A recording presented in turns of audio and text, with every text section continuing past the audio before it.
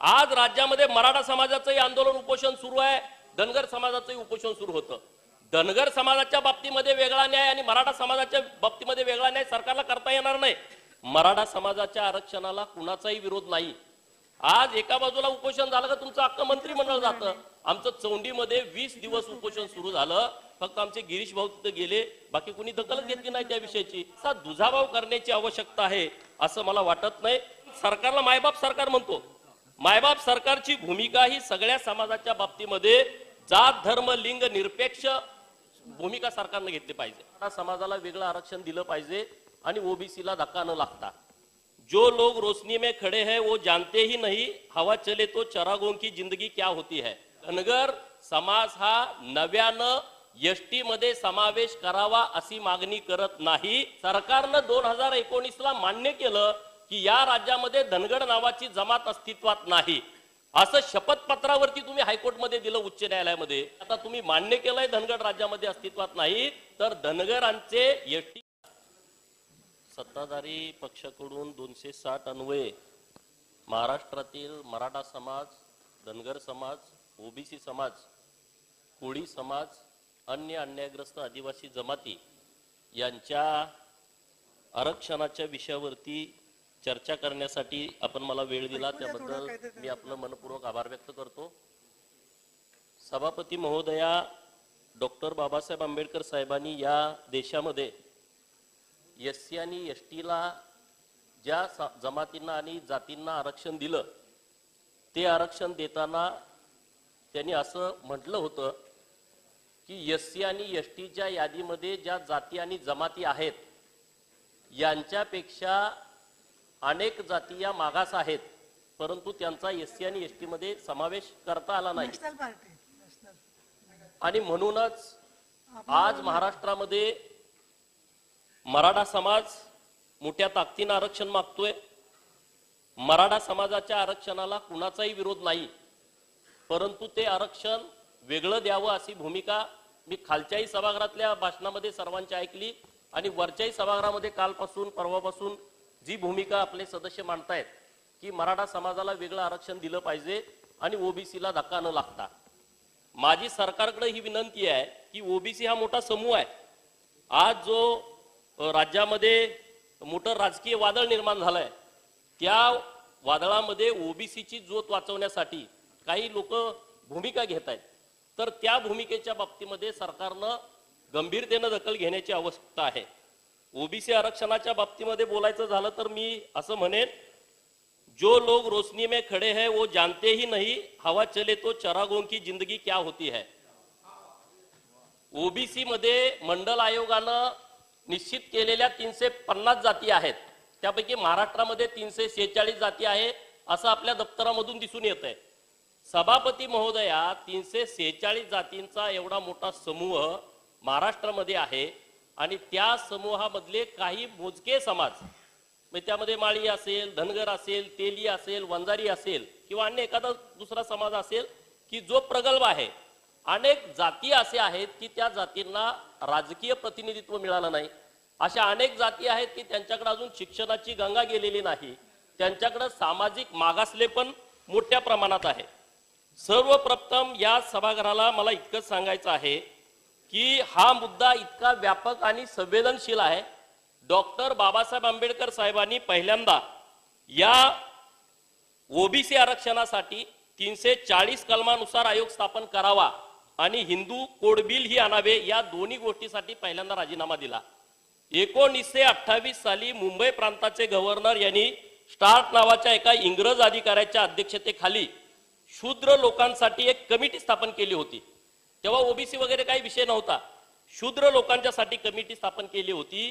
या कमिटीमध्ये डॉक्टर बाबासाहेब आंबेडकर यांनी शूद्र वर्गाच्या जातीसाठी अदर बॅकवर्ड क्लास या शब्दाचा सर्वप्रथम उपयोग केला आणि तिथून पुढे हा ओबीसी शब्द अंमलामध्ये आला। म्हणजे 1928 पूर्वी या देशामध्ये ओबीसी हा शब्द नव्हता, फक्त शूद्र असा होता। ओबीसीचा बाप हा डॉक्टर बाबासाहेब आंबेडकर आहे असं म्हटलं तर वावगं होईल असं मला वाटत नाही। आणि म्हणून आज स्वातंत्र्याची 70 वर्ष उलटली सभापती महोदया, आज राज्यामध्ये जी परिस्थिती निर्माण झालेली आहे, गावागावामध्ये तणावाचं वातावरण निर्माण झालेलं आहे। दुसऱ्या बाजूला धनगर समाज आरक्षणासाठी गेल्या अनेक वर्षांपासून 1956 पासून धनगर समाजाचं एसटीचं आरक्षणाची अंमलबजावणी झाली नाही। आम्ही सातत्यानं मागणी करतोय, वारंवार आंदोलन करतोय, तर सगळा संभ्रम होतोय की धनगर समाज नव्यानं आदिवासीमध्ये आरक्षण मागतोय, समावेशाची धनगर समाजाची मागणी आहे। नीट विषय समजून घेतला पाहिजे सरकारनं। माझी हात जोडून विनंती आहे की धनगर समाज हा नव्यानं एसटी मध्ये समावेश करावा अशी मागणी करत नाही, तर आमची मागणी अशी आहे की डॉक्टर बाबासाहेब आंबेडकर साहेबांनी ज्या याद्या दिलेल्या आहेत त्यामध्ये आम्ही आहोत, आमच्या आरक्षणाची अंमलबजावणी केली गेली नाही। सरकारनं 2019ला मान्य केलं की या राज्यामध्ये धनगर नावाची जमात अस्तित्वात नाही, असं शपथपत्रावरती तुम्ही हायकोर्टमध्ये दिलं, उच्च न्यायालयामध्ये। जर सरकारनं शपथपत्रावरती हायकोर्टमध्ये धनगर नावाची जमात अस्तित्वात नाही आहे, तो धनगर आहे हे जर लिहून दिलंय, तर माननीय मुख्यमंत्री महोदय साहेब तुमच्याकडे माझी विनंती एवढीच आहे की आता तुम्ही मान्य केलंय धनगर राज्यामध्ये अस्तित्वात नाही, तर धनगरांचे एसटीचे दाखले देण्याचे आदेश महाराष्ट्रातल्या जिल्हाधिकाऱ्यांना द्यावेत, ही आमची मागणी आपल्याकडे आहे। तर सरकारच्या वतीनं मीटिंग मध्ये सांगितलं की बाबांनो आम्हाला तो अधिकार नाही, तर तो अधिकार नाही याचे आम्ही पुरावे दिले। बिहार राज्यामध्ये, तेलंगणा राज्यामध्ये, मध्य प्रदेश राज्यामध्ये, उत्तर प्रदेश आणि छत्तीसगड राज्यानं त्यांच्या अधिकारामध्ये राज्य सरकारच्या काही किरकोळ चुकी आहेत ती त्यांची दुरुस्ती केलेली आहे, त्याचे GR राज्य सरकारकडे दिलेले आहेत। आणि म्हणून राज्य सरकारचं त्या बाबतीत मी अभिनंदन करेन की त्यांनी ताबडतोब एक कमिटी स्थापन केली आणि ती कमिटी इतर राज्यामध्ये गेली। आज राज्यामध्ये मराठा समाजाचंही आंदोलन उपोषण सुरू आहे, धनगर समाजाचंही उपोषण सुरू होतं।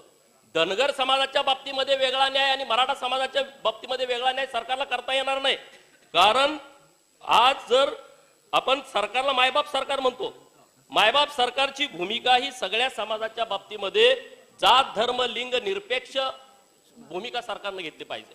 आज एका बाजूला उपोषण झालं का तुमचं अख्खं मंत्रिमंडळ जातं। आमचं चौंडीमध्ये 20 दिवस उपोषण सुरू झालं, फक्त आमचे गिरीश भाऊ तिथे गेले, बाकी कुणी दखलच घेतली नाही त्या विषयाची। मुंबईमध्ये बैठकीला आम्हाला तुम्ही बोलवता, बाकीच्या बैठका जिथं तिथं होतात, तर असा दुजाभाव करण्याची आवश्यकता आहे असं मला वाटत नाही। म्हणून मी सरकारकडे माझी हात जोडून विनंती आहे की ही जी भूमिका सरकारनं घेतलेली आहे धनगर समाजाच्या बाबतीमध्ये, तर दोन बाजूने आम्ही लढतोय। धनगर समाज कायदा मानणार आहे, संयमी समाज आहे, कोर्टामध्ये आम्ही लढाई लढतोय आणि इकडे रस्त्यावरची लढाई लढतोय। कोर्टामध्ये आम्ही लढाई लढतोय 2017 पासून। पुण्यश्लोक अहिल्यादेवी प्रबोधनी विचार मंच महाराष्ट्राच्या वतीनं माननीय मधु शिंदे हे रिटायर IPS ऑफिसर आहेत, ही आमची तिथं भूमिका मांडतायत, लढतायत। आम्ही कायदा मानतोय म्हणून कोर्टात पण मागतोय ना, आणि कोर्टामध्ये ही केस आता अंतिम टप्प्यात आलेली आहे, अंतिम सुनावणी आलेली आहे। आता 8 डिसेंबर 11 डिसेंबर या 2 तारखा अंतिम सुनावणीच्या झाल्या, 15 तारीख ही अंतिम सुनावणीची शेवटची तारीख होती, परंतु कामकाज वाढल्यामुळं 3 जानेवारी 4 जानेवारी आणि 5 जानेवारी या 3 तारखा कोर्टाच्या वतीनं दिल्या गेल्या आहेत। सरकारचं मी अभिनंदन करेन की सरकारनं आम्हाला कोर्टाच्या कामामध्ये मदत केलेली आहे। सरकारनं तिथं आमच्या बाजूने ॲफिडेव्हिट 3 सादर केलेले आहेत, त्याबद्दल आम्ही अभिनंदन करतो। परंतु आता कोर्टाच्या भूमिका काय येते त्यापेक्षा राज्य सरकारनं धनगर समाजाच्या बाबतीमध्ये ठोस भूमिका घेण्याची आवश्यकता आहे। ज्या पद्धतीनं छत्तीसगड राज्यामध्ये धनगर तिथल्या ज्या ST लिस्ट मधल्या SC लिस्ट मधल्या दुरुस्त्या केलेत, तशा पद्धतीची दुरुस्ती महाराष्ट्र सरकारने केली पाहिजे। मग विषय पुढे येतो की आदिवासी जमातीवरती अन्याय होतोय, नीटपणे समजून घेतलं पाहिजे। आदिवासीचं आणि SCचं मागासवर्गीयाचं आरक्षण हे लोकसंख्येवरती अवलंबून आहे। 2011च्या जनगणनेमध्ये आदिवासी जमातीची लोकसंख्या 1,05,00,000 आहे आणि त्या हिशोबानं आदिवासी जमातीला आरक्षण मिळालंय। उद्या धनगर समाजाच्या आरक्षणाची अंमलबजावणी झाली, आता आमचं जे 3.5% आहे ते तिकडे वर्ग होईल आणि जेव्हा पुढची जनगणना होईल त्यामध्ये आमची संख्या बघून ते आरक्षण वाढेल। हे तेलंगणा सरकारनं केलं। तेलंगणा सरकारनं त्यांच्या अधिकारामध्ये 6% STचं आरक्षण होतं, ते 10% पर्यंत वाढवलं। ते केंद्राकडे पाठवायची गरज नाही, त्यांनी त्यांच्या अधिकारात वाढवलं। हे सगळे पुरावे आता आम्ही राज्य सरकारला दिलेत आणि त्यामुळे लोक बोलतात की तुमचा आदिवासीवरती अन्याय आहे। आम्ही आदिवासीवरती, धनगर समाज हा कधीच अन्याय करणारा समाज नाही आहे। आदिवासी जमातीच्या 33 अन्यायग्रस्त जमाती आजही म्हणते की आम्हाला दाखला मिळाला नाही। आता मी लक्षवेधी मांडले सभापती महोदय आपल्याकडं, 94 जमाती असे आहेत की त्यांचं इंग्रजीमध्ये पहिल्यांदा आपली जी इंग्रजी भाषेमध्ये सगळं कामकाज होतं, जेव्हा हिंदीचा राष्ट्रभाषेचा दर्जा दिला 1949ला आणि मग इंग्रजीतली STची यादी जेव्हा हिंदीमध्ये केली परत महाराष्ट्राची निर्मिती 1960 ला झाली, 1965 ला परत ते मराठीमध्ये अनुवाद केला. म्हणजे हे सगळं देवनागरी लिपीत केलं. हिंदी आणि मराठी देवनागरी लिपी आहे. तुम्ही इंग्रजी मधलं हिंदीत, हिंदी मधलं मराठीत करताना चुका केल्या. अशा 94 जमाती महाराष्ट्रामध्ये आहेत की त्यांना मी बोलतोय या क्षणापर्यंत एकाही जमातीला दाखला दिला नाही. मग आदिवासीवरती अन्याय कोण करतंय याचा अभ्यास कुणी केला नाही. आणि म्हणून सरकारकडे माझी हात जोडून विनंती आहे की कुणावरती अन्याय होत नाही. 1,05,00,000 आदिवासींपैकी फक्त आणि फक्त 42 लाख आदिवासी म्हणतायत आम्ही ओरिजिनल आहोत, आम्ही मूळ आहोत. आणि 63 लाख लोकांना ते म्हणतायत की तुम्ही बोगस आहे. अरे तुम्ही बोगस आहे म्हणजे त्यांची संख्या मोजली जाते. त्या संख्याच्या जोरावरती 25 आमदार या सभागृहामध्ये खालच्या येतात, 4 खासदार दिल्लीला निवडून जातात. ही परिस्थिती आहे. मग जर तुम्ही त्या 63 लाख लोकांना बोगस आदिवासी म्हणताय तर त्यांची संख्या वजा करा आणि मग 14 आमदार वजा होत आहेत, 2 खासदार वजा होत आहेत. म्हणजे ती संख्या तुम्हाला आरक्षण घेताना चालते. त्या लोकसंख्येच्या जीवावरती तुम्ही राजकारणातलं, शिक्षणातलं, नोकरीतलं आरक्षण घेता आणि जेव्हा त्यांना द्यायची वेळ येते तर तेव्हा त्यांना तुम्ही काहीच देत नाहीत. माननीय मुख्यमंत्री महोदयांच्याकडे माझी विनंती आहे की तुम्ही तात्काळ सूचना द्या की या महाराष्ट्रातल्या आदिवासी डिपार्टमेंट कडून आतापर्यंत किती एसटीचे दाखले निर्गमित केलेले आहेत हे जात पडताळणी समितीकडून घ्या. म्हणजे आकडा तुमच्या समोर येईल. आता कोळी समाज इतका मोठा आहे, महादेव कोळी, डोंगर कोळी, टोकरी कोळी, मल्हार कोळी. अरे हे लोक मूळ आदिवासी लोक आहेत तर त्याला मग तुम्हाला दाखला देत नाही. 1 वर्ष झालं या सभागृहामध्ये आपली लक्षवेधी झाली, अजून आपली सभापती महोदय त्या विषयावरती बैठकच झाली नाही. आज लोक आम्हाला बाहेर गेल्यानंतर विचारतात काय झालं त्या विषयाचं. तर सभापती महोदय या आरक्षणाचे जेवढे विषय आहेत ते विषय व्यवस्थितपणे मार्गी लागले पाहिजेत. आता मराठा समाजाला आरक्षण देऊ नका अशी कुणाचीच भूमिका नाही. तर जेव्हा आम्ही एखादा विषय बोललो की आम्ही मराठा समाजाला विरोध करतोय अशी भूमिका घेतली जाते. अरे बाबा मराठा समाजाला आरक्षण मिळावं म्हणून मी 2013 मोर्चा काढला होता. युट्यूबला तुम्ही सर्च करा, पहिला मोर्चा. तेव्हा एवढं कुठली आंदोलन सुरू नव्हती. अशा परिस्थितीमध्ये आज ओबीसी समाज महाराष्ट्रातला घाबरलाय. आज आम्ही सगळ्या मेळाव्याला जातो, परिस्थिती बघतो. मुख्यमंत्री महोदय माझी तुमच्याकडे विनंती अशी आहे, आज आपण शिंदे समिती गठीत केली आणि या शिंदे समितीच्या माध्यमातून आपण कुणबीचे दाखले देत आहेत. एका दिवसामध्ये दाखले त्या लोकांना मिळत आहेत. माझी विनंती तुमच्याकडे अशी आहे की तुम्ही एका बाजूला एका दिवसामध्ये कुणबीचे दाखले देताय, दुसऱ्या बाजूला भटका समाज, ओबीसी समाज, मायनर ओबीसी समाज यांना 4-4 महिने दाखले मिळत नाहीत. अरे आमच्याकडे जमीन नाही, 1 गुंठा जमीन नाही, कुठं आमचा सातबारा नाही, आमचा जन्म कुठं झाला भटक्या लोकांना माहित नाही. मग ह्यांना दाखले कधी मिळणार ह्याची व्यवस्था आपण सभापती महोदय या बाबतीमध्ये केली पाहिजे. जे कुणबी होते त्याला कुणीच विरोध करत नाही, परंतु काही पुरावे असे पुढे येत आहेत की कागदामध्ये फेरफार करून काही लोक कुणबीची सर्टिफिकेट काढण्याची मागणी करतायत. तर त्या बाबतीमध्ये सरकारनं व्यवस्थितपणे सूचना या खालच्या सगळ्या लोकांना दिल्या पाहिजेत. जेवढी आता कुणबी सर्टिफिकेट आपण दिलेत, आकडा वेगवेगळा मीडियाच्या माध्यमातून वेगळा येतोय, आपण सरकारच्या माध्यमातून वेगळा येतोय. तर या जेवढ्या सगळ्या नोंदी सापडलेल्या आहेत आणि ज्यांना जिल्हाधिकाऱ्यांच्याकडून देण्यात दाखले आलेले आहेत, या सगळ्या बाबतीमध्ये आपण हरकती आणि सूचना जनतेकडून मागवल्या पाहिजेत, जेणेकरून कुणबी दाखले देताना दांधली किंवा बनावटीचा प्रकार होणार नाही आणि जनसामान्यामध्ये ज्या काही शंका उपस्थित होत आहेत त्या सगळ्या शंकांचं निरसन करण्याची आपल्याला काळजी घेता येईल. शिंदे समितीनं पुढे आणलेल्या कुणबी नोंदीच्या सत्यता तपासली जावी, नव्याने दिलेल्या कुणबी दाखल्याचं पब्लिक ऑडिट व्हावं, दाखल्याची सत्यता तपासण्यासाठी सर्व जातीय समिती गठीत करावी अशी मागणी मी आपल्या माध्यमातून सभागृहाच्या माध्यमातून माननीय मुख्यमंत्री महोदयांच्याकडे मी करत आहे. बाकीचा विषय राहिला तो राजकीय आरक्षणाचा. सभापती महोदया, एका गावामध्ये एक जर चुकीचा दाखला गेला तर ओबीसीचं आरक्षण सरपंच पदाचं जातंय. एक दाखला दुसरा तिसरा द्यायची गरज नाही. एका जिल्हा परिषद गटामध्ये एक जर चुकीचा दाखला तुम्ही दिला तर ओबीसीचं जिल्हा परिषदचं पूर्ण आरक्षण जातंय.